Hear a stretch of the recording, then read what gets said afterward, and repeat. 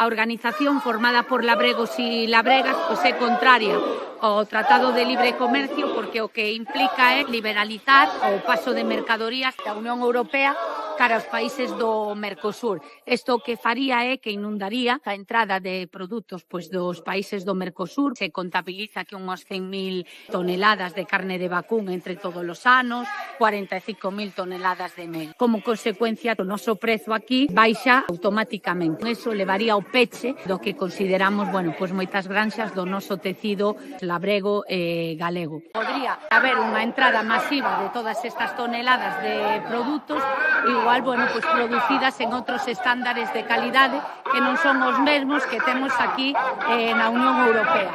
Tamén estaría a vinculación con todo o tema do cambio climático e o medio ambiente, porque ao final o que se faría sería un transporte masivo de producións das dúas partes do mundo.